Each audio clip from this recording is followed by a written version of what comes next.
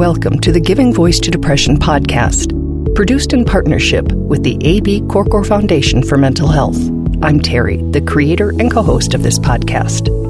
I've lived with depression most of my life, and I know how easy it can be to feel all alone in the experience. I'm not alone, and you aren't either.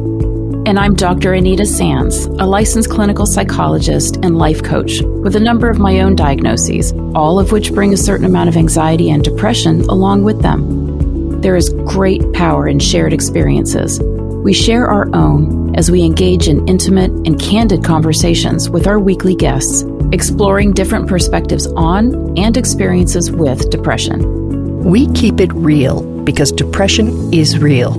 We keep it hopeful because there truly is hope, in spite of what depression tells you.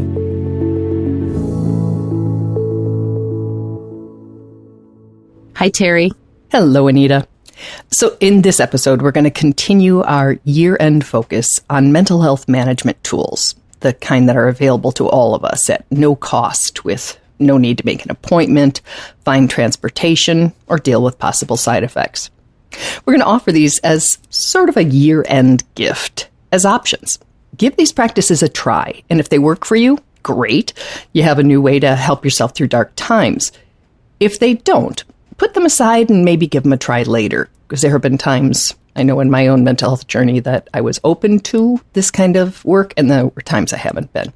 They are all widely used and backed up by extensive and credible research. Last week, we explored the power of breath and mindful self-compassion. In this episode, we're going to step back after this introduction as our guest offers 3 practices that we recommend that you download, save, and use at your convenience.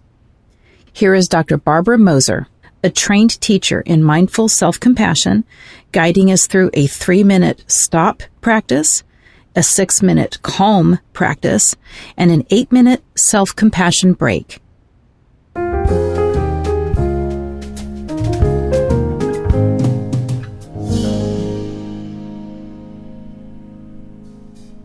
One thing that I hear from so many people right now is how anxious and stressed they are by everything that's going on. And so I have a practice that I'm going to share with you that comes from the work of Rick Hansen, who talks a lot about positive neuroplasticity. And, you know, with any practice, you are in charge. You can close your eyes or not close your eyes. You can listen and follow instructions, but if it's not feeling right for you, if it's bringing up tough feelings, please just disconnect from it. There is just no reason to stick with it if it's not feeling supportive to you. So, first of all, I just invite you to, wherever you are right now, just get some sense of being okay. So if you're sitting in your chair, maybe just wiggling around a little bit, feeling that the chair is supporting you. If you're standing, just noticing what the surface is upon your standing. And then for both sitting and standing, you can feel your feet touching the floor, the carpet, the earth, the ground, wherever that is, and just feeling that connection between your feet and what's supporting you. And maybe even looking around your space, visually turning around, looking around, wherever you are, perhaps seeing some familiar objects. And if this is true for you, recognizing that, okay, in this moment, I am relatively safe, or I'm safe enough. And again, I'm fully recognizing that this is not true for all of us. But if it is, kind of naming that for yourself. Okay, I'm really okay where I am right now. It's okay to be here right now. And now becoming aware that you're breathing.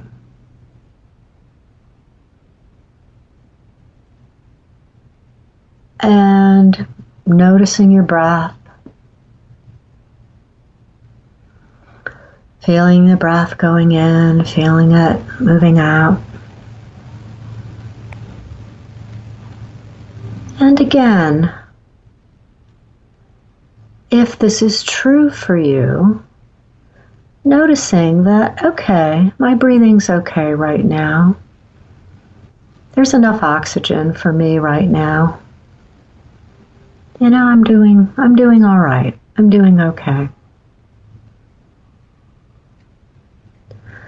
And now I'll invite you to take one or more breaths where your exhalation is longer than your inhalation.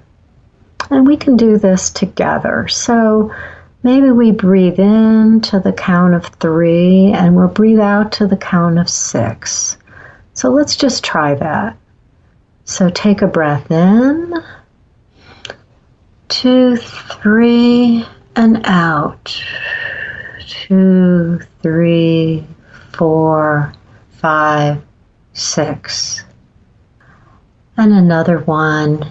In, 2, 3, out. 2, 3, 4, 5, 6. And if the timing's not right, just make it right for you. Just knowing that what you want to do is make your exhalation a bit longer than your inhalation. And when we do this, we're engaging part of our autonomic nervous system called our parasympathetic nervous system. And our parasympathetic nervous system is in charge of rest and digestion, or tending and befriending. These are some of the little ways we talk about the parasympathetic nervous system. And we actually can bring a calming effect to our bodies, to our physiology, by engaging the parasympathetic nervous system, which is really our vagus nerve. And so it can be very calming to take a breath in and blow it slowly out.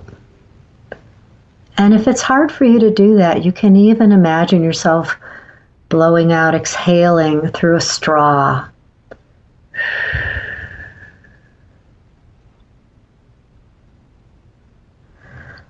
And if you take those few breaths and you notice that it does feel calming, stay with it for a little while.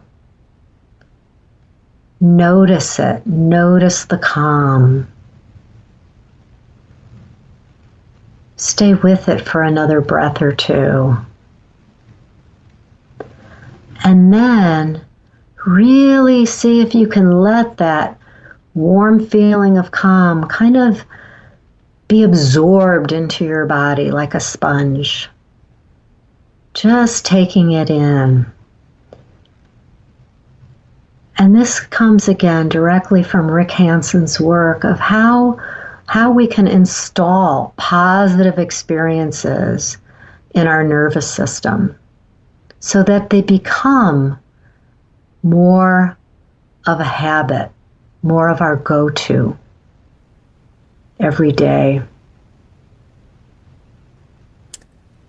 And with your eyes open, you could do that driving. I mean, it really Absolutely. is accessible, which is a really lovely thing about it. I do it in so many different places, including when I'm trying to go to sleep at night.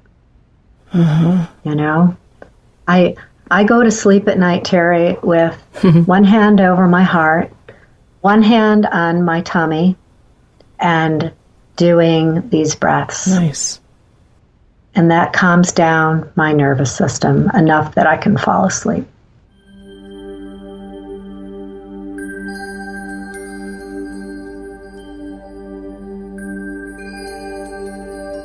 And now, the 6-minute stop practice.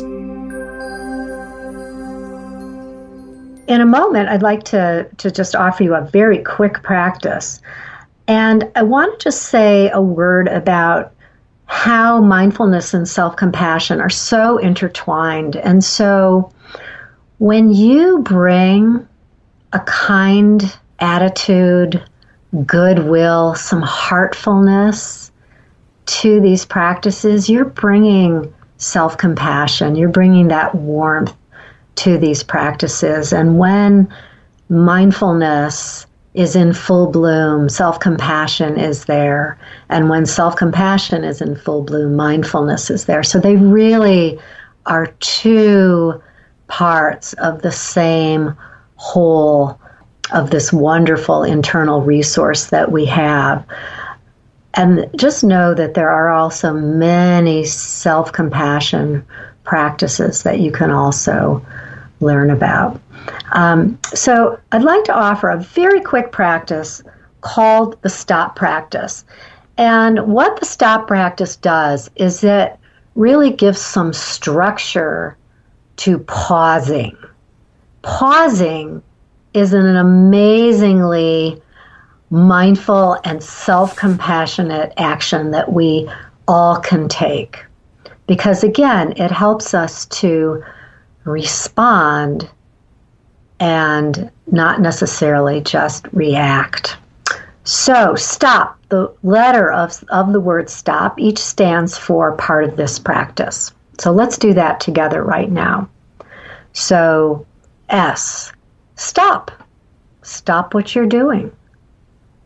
T, take 3 deeper breaths.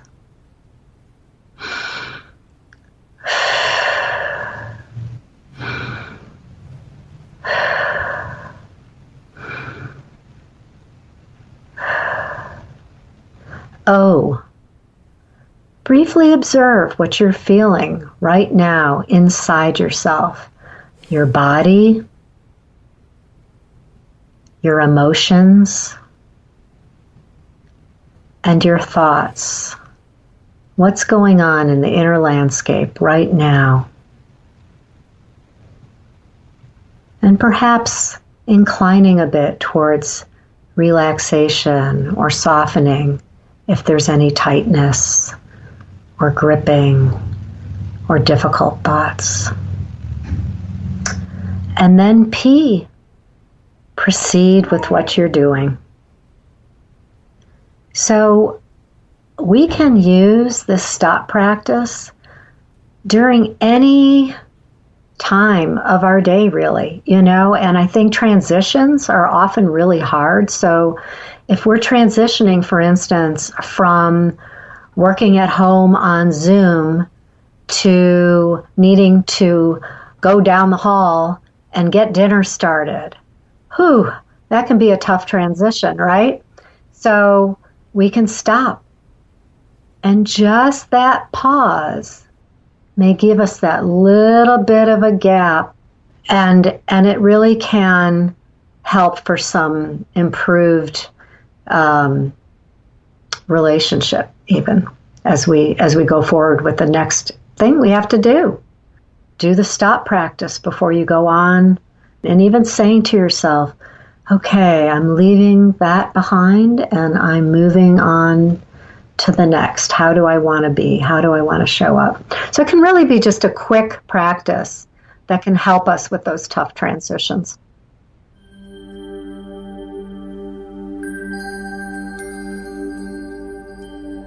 And the final practice Barbara offers is an 8-minute-long mindful self-compassion exercise. So I'd like to lead a brief self-compassion break. And this brings the 3 parts of self-compassion, as defined by Kristin Neff, into the practice, which are mindfulness, common humanity, and self-kindness. So I also just want to remind you that when we practice self-compassion, we need to be self-compassionate. So in a few moments, I'm going to invite you to think of a difficult situation in your life that you can work with for the purpose of this practice. And I know how easily it is sometimes for us to get pulled into very difficult memories, situations, even trauma. And when you're just learning, do your best not to go to those places, okay? Because we're practicing and we need something a little more mild or moderate with which to practice. Because otherwise, if you get overwhelmed, you can't really learn it or practice it. You can do this practice with your eyes open or your eyes closed. And please just know that if at any point you're feeling in any sort of distress, just disengage from the practice. If you're sitting, you can stand up. If your eyes are closed, you can open them. If you're listening, you can turn off the device from which you're listening, okay? And look outside, look at something beautiful, listen to sounds in your room, all right? So just know that this is just, if it feels okay, go through the whole practice. So, again, right now, I'll invite you to think of a situation in your life that is giving you some degree of stress. It's difficult. Could be a more minor health problem. Could be a problem in a relationship. Could be that you were disrespected in some way. Could be a work problem. Okay? And again, choosing a problem that's in the mild to moderate range, perhaps a 3 or a 4 on a scale of 10, 10 being the hardest. And really bringing the situation to mind, kind of feeling your way into it. What did you see? Where were you? Who else was there? What were you feeling at the time? What was said? So really getting enough of the situation in mind that you can work with it for this practice, a little bit of distress. And now we're going to bring the 3 parts of self-compassion to the practice. So saying to yourself very clearly, this is a moment of difficulty. This is a moment of difficulty or of struggle. That's mindfulness, recognizing the difficulty of this moment. But use words that speak to you. It might be, I'm suffering. It might be, this hurts. This is stressful. This is so hard. Whatever words work for you. Now bringing the second part of self-compassion into the practice, the common humanity. Difficulty is a part of life. Struggle is a part of life. All humans struggle. All humans. We may struggle differently, but all humans struggle.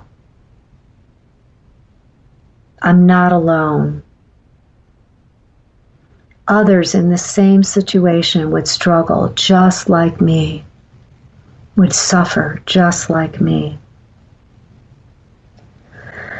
And now I'll invite you, if it feels okay, to make some sort of physical contact with yourself. Perhaps feeling your hands touching each other in your lap, or rubbing your hands together, putting a hand on your shoulder in a supportive way, or putting your hand over your heart. Just giving yourself a bit of a soothing, supportive touch. And saying to yourself, may I be kind to myself. That's self-kindness, the third part of self-compassion. Another way you might say that is, may I give myself what I need. Or you may say, I've got your back, talking to yourself, I've got your back. Perhaps you need a little more action in it, a little more protection. So you might say to yourself, may I provide for myself? May I protect myself? Whatever you need in this moment. And are there any particular words of kindness and support that really are what you need to hear right now because you're in this tough situation? Some other options are, may I accept myself as I am? May I begin to accept myself as I am? May I forgive myself? May I have the courage and strength to make a change? So whatever it is that you need to hear. Sometimes it's really hard to do this and we can't really come up with the words that we need to hear. So if that's the case, can you imagine if you had a good friend who was struggling in this very same way? What would you say to that friend? What would your tone of voice be? What would the words be? What would a simple message be that you could give to your friend, heart to heart? And can you give that same message to yourself?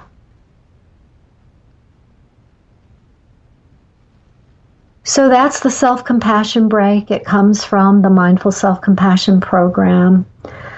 And it can be done very quickly. I use this practice all the time in just seconds, 10 seconds, just to take that mindful and self-compassionate pause that I need to care for myself in that moment. Thanks for practicing with me.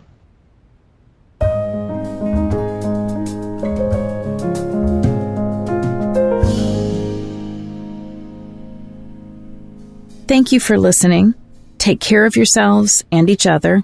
We'll be back next week with a guest who talks about surviving depression as a young person, but gives a lot of great information and hope for anyone at any age who's struggling with depression. In the meantime, we invite you to follow us on social media and to join the Giving Voice to Depression Facebook community of more than 11,000 people for daily inspiration, conversations, and support. You are not alone.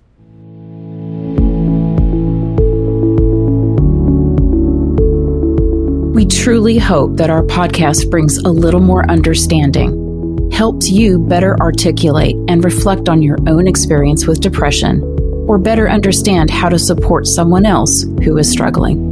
If this episode has been of comfort or value to you, know that there are hundreds of others like it in our archive, which you can easily find at our website, givingvoicetodepression.com. And remember, if you're struggling, speak up, even if it's hard.